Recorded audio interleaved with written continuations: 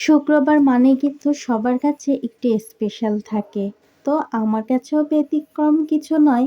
তারপরেই তো শুক্রবারে হচ্ছে ব্যস্ততা আরেকটু বেশি থাকে। সময় মতো রান্না করতে হবে কারণ আপনাদের ভাইয়া খেয়ে নামাজে যাবে। সো হ্যালো এভরিওয়ান, আসসালামু আলাইকুম। কেমন আছেন সবাই? এই তো সকাল, সকাল উঠে পড়েছি। তারপরেই তো ঝটপট করে সকালের নাস্তা বানাতে চলে এসেছি। আর প্রথমেই ভাতটা বসিয়ে দিয়েছি। এরপর হচ্ছে আজকে পেঁয়াজকালি আলু দিয়ে ভাজি করব। পেঁয়াজকালিটা আমার ভীষণ পছন্দ।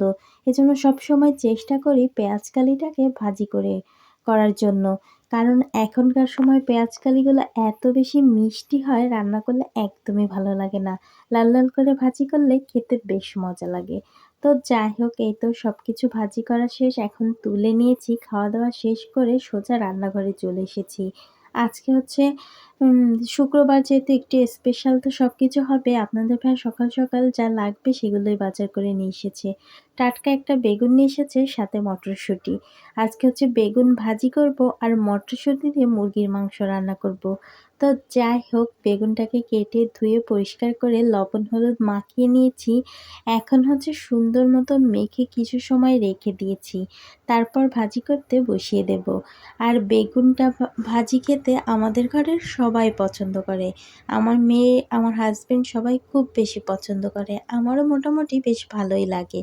তারপর এই তো বেগুনগুলোকে সুন্দর মতো উল্টাপাল্টা করে নাড়াচাড়া করে দিয়েছি। এখন ভাজিটা হয়ে গেছে, সব বেগুনগুলো একে, একে তুলে নেব। তারপর মুরগির মাংসটা বসিয়ে দেব। আর মুরগির মাংস হচ্ছে একদম হাতে মশলা বেটে সুন্দর মতো কষিয়ে তারপর রান্না করব। তো যাই হোক, মশলাটা সুন্দর মতো কষিয়ে নিয়েছি। এখন হচ্ছে মাংসগুলো সব দিয়ে দেব। দিয়ে কিছুক্ষণ নাড়াচাড়া করব।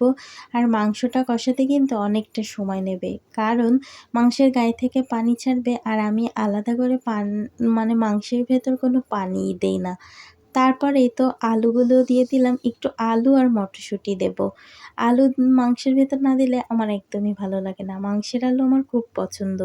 তারপর এই তো মটরশুঁটিটাও দিয়ে দিয়েছি। সুন্দর মতো নাড়াচাড়া করে যতক্ষণ না গায়ের পানি শুকিয়ে ভাজা, ভাজা হচ্ছে, ততক্ষণ কিন্তু ঝোল দেব না। যখন সুন্দর মতো কষানো শেষ, এবার ঝোল দিয়ে দিয়েছি।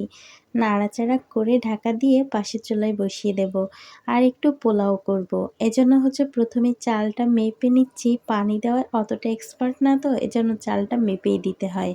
তারপরে এই তো সুন্দর মতো চালটা ধুয়ে নিচ্ছি। আর এরপর হচ্ছে পেঁয়াজ বেরেস্তা করতে বসিয়ে দিয়েছি। চালটা কিছুক্ষণ একটু ভিজতে থাকুক। আর পেঁয়াজ বেরেস্তাটা হয়ে গেলেই হচ্ছে তুলে নিয়েছি। সঙ্গে বাদাম আর কিশমিশ দিয়েছি, একটু ভাজি করে নেব।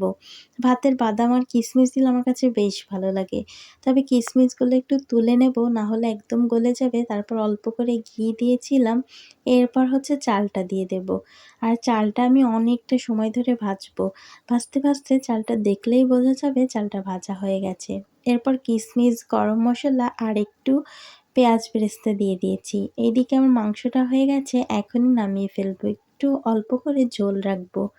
তো যাই হোক, চালটা কিন্তু ভাজি করা শেষ, দেখলেই বোঝা যাচ্ছে। এখন হচ্ছে পানি দিয়ে দেব। যেহেতু আমি ২ মগ পানি নিয়েছিলাম, এখন আমি ৪ মগ পরিমাণ পানি দিয়ে দেব। ২ মগ চাল নিয়েছিলাম, ভুল হয়ে গেছে। যাই হোক, এরপরে তো লবণ দিয়ে দিলাম। এখন নাড়াচাড়া করে ঢাকা দিয়ে রাখবো আর চুলার জালটা একটু কমিয়ে দেব।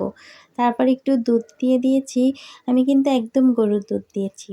তারপরে এই তো পেঁয়াজ বেরেস্তাগুলো ছড়িয়ে দিয়েছি। আর কিছুক্ষণ দমে রাখলে আমার পোলাও রান্না কমপ্লিট। আজকের ভিডিও এই পর্যন্ত। আল্লাহ হাফেজ।